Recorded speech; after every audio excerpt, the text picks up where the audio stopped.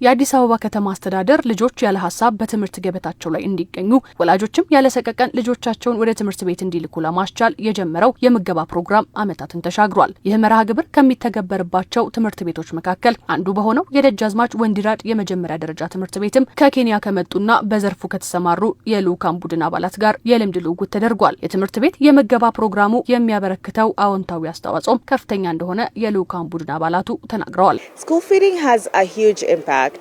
We've seen የትምህርት ቤት ምገባው ትልቅ አስተዋጽኦ ነው ያለው። ተማሪዎቹ ከትምህርት ቤት አይቀሩም።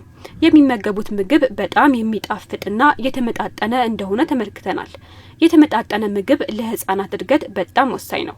ይህ ደግሞ ለዛሬ ብቻ ሳይሆን ለነገም የሚተርፍ ነው። ህፃናቱ አድገው ለሀገራቸው ብሎም ለአህጉሪቱ ጠቃሚ መሆን የሚችሉበት ስራ ነው።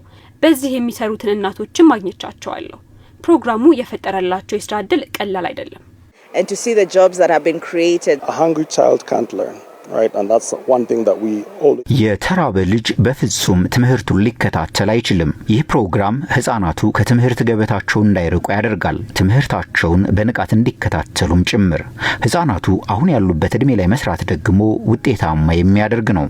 We're building their brains, what's called gray matter infrastructure. የኢትዮጵያ የትምህርት ቤት ምገባ ኢኒሺዬቲቭ ዳይሬክተሯ ፍሬዓለም ሽባባው ፕሮግራሙ መጠነ ማቋረጥን የቀነሰ መሆኑን አንስተው ከኬንያውያን ጋር የተደረገው የልምድ ልውውጥም አህጉሪቱን ለማስተሳሰር እንደሚረዳ ጠቁመዋል። ሀገራችን ከአፍሪካ ሀገሮች ጋር አብሮ የመስራት ፍላጎት በጣም ከፍተኛ አለ በብዙ ጉዳዮች ላይ ማለት ነው። አብረን ደግሞ ምን ሰራው ነው እንደ ሀገር አፍሪካ እንደ አህጉር ህዝባችንን እንዴት አርገን የህዝባችንን ልማት እንዴት እንስራ ምን እናደርግ በሚለው ዙሪያ አሁን ስኩል ፊዲንግ ፕሮግራም ኮንቲኔንታል ኢንተረስት አለው። በአፍሪካ ህብረትም የተቀመጠለት ትልቅ ግብ አለ።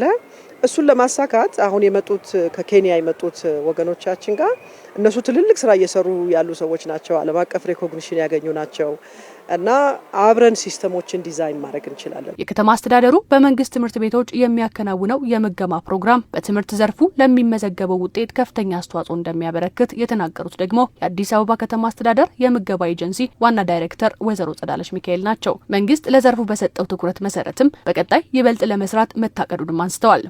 መንግስት ይሄንን ስራ አጠናክሮ የመቀጠል አቋም አለው። እኛም እንደምገባ ኤጀንሲ ከትምህርት ቢሮ ጋር ሆነን ይሄንን ስራ አጠናክረን ለመቀጠል ነው በዚህ አመትም ቅዳቅደን እየተንቀሳቀስን ያለ ነው። አንዱ ካደረግነው ሜኑ በተወሰነ መልኩ አሻሽለናል። አንደኛ የአካባቢውን የአመጋገብ ስርዓትን የተከተለ እንዲሆን ያደረግንበት ሁኔታ ነው ያለው። የአዲስ አበባ ትምህርት ቢሮ ምክትል ቢሮ ኃላፊ ሳምሶን መለሰ የምገባ ፕሮግራሙ በተማሪዎች የትምህርት አቀባበልና ውጤት መሻሻል ላይ የራሱን የሆነ አስተዋጽኦ እያበረከተ እንደሚገኝም ተናግረዋል። ይሄ ተማሪዎች ምገባ ከጀመርን ጀምሮ 50ና ከዛ በላይ ያመጡ ተማሪዎቻችን ዛሬ 87% በላይ ደርሷል ማለት ነው። ይሄ ስለዚህ የምገባ ስርዓቱ በራሱ ያመጣው ውጤት በተማሪዎች ትምህርት አቀባበል ላይ በተማሪዎች ውጤት መሻሻል ላይ ዛሬ ምግብ አልበላውም ብሎ ከትምህርት ገበታ የሚቀር ተማሪ ያስቀረበት ሂደት ነው ያለው። መጠነ ማቋረጥ ወደ ዜሮ ያመጣንበት ሂደት ነው ያለው።